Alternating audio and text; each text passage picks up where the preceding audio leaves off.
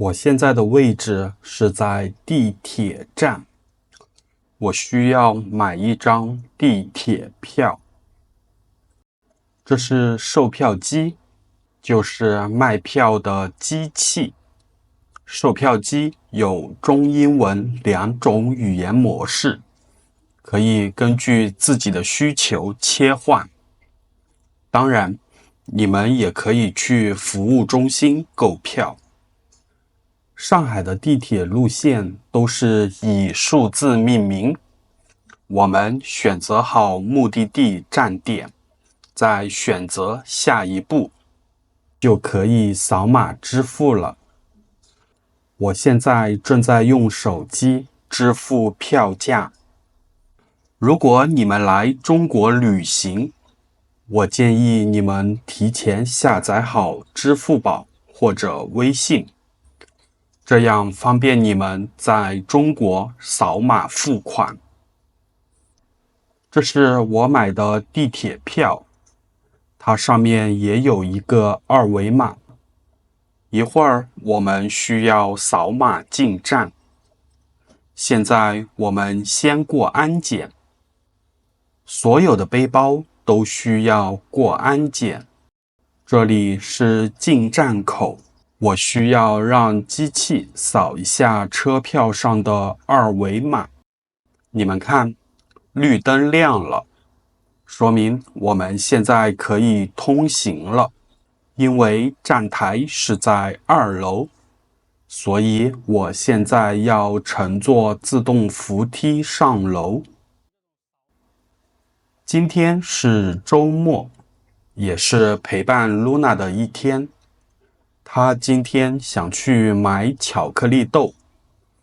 Luna 手上拿着的是兒童電話手錶，她不喜歡戴在手腕上，所以我幫她去掉了錶帶，替換成了掛繩，這樣她就可以掛在脖子上了。Luna 正在用她的電話手錶給我拍照，我讓她對着鏡頭打個招呼，她有點不好意思。不好意思就是害羞的意思。在漢語中，不好意思這個詞也有對不起的意思。例如，你不小心踩到別人的腳，你可以說不好意思，表示抱歉。但是在這個場景下，不好意思表示害羞。Luna 有點害羞。現在地鐵已經進站了，等車子停穩後，我們就可以進入。你們看，門上有2個禁止標識，上面寫着禁止吸煙和禁止倚靠。我們現在已經進入了車廂，讓我簡單為你們介紹一下。車廂兩邊是為乘客們提供的座椅，中間是一條過道。在座椅上方有一些拉手，這是為站立的乘客提供的。現在 Luna 倚靠在立柱上，立柱和拉手的作用是一樣的，都是方便乘客抓握。這裡有個人坐在地上睡覺，旁邊放着他的背包。通常情況下，我們會說雙肩包，黑色的雙肩包。你們看，現在地鐵速度變慢了，因為我們正在過橋，在我們的下方就是黃浦江，所以地鐵會減速行駛。通過這座橋之後，地鐵才會恢復正常速度。這裡有一個緊急呼叫按鈕，在緊急情況下，可以和地鐵司機通話。這是空調的出風口，建議你們不要站在出風口的下方，因為會非常冷，尤其是夏天，車廂內的空調開得很低。現在我們已經到了終點站，所有乘客都需要下車。我們現在要去換乘1號線，可以看到人很多，大家都在排隊坐自動扶梯。我不想排隊，所以我只能走樓梯上樓。我們看到前面懸掛了一個指示牌，左邊箭頭是5號線，右邊箭頭是1號線。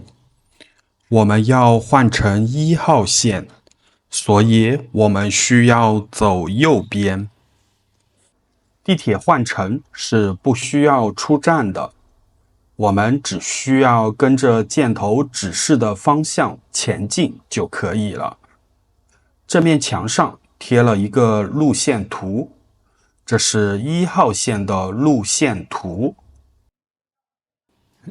現在我們要下樓去1號線的站台，我乘坐自動扶梯下樓。1號線是上海的第1條地鐵線，1990年開始動工，首次通車是在1993年，標誌上海進入地鐵時代。全線通車是在1995年，距離現在已經有30多年的歷史了。我們現在是在始發站，始發站的意思，你可以理解為起點。所以你能看到裡面有很多的座位。1號線的客流量很大。根據公開數據顯示，上海1號線日均客流量在100萬左右，而這個數據在上海的21條地鐵線路中只能排在第2名。我們正在隧道裡面，所以你們看到外面一片漆黑。在我們的頭頂上方就是上海市的中心區域，大部分通過市中心的地鐵都是走的地下隧道。現在我們到了人民廣場站，這是我們今天的目的地。人民廣場站是上海客流量最大的地鐵站，總共有19個出口。我們之前也來這裡拍攝過視頻。前面就是出站口，我需要再掃一下地鐵票上的2維碼。進站的時候需要掃碼，出站的時候也需要掃碼。出來之後，這張地鐵票就已經作廢了。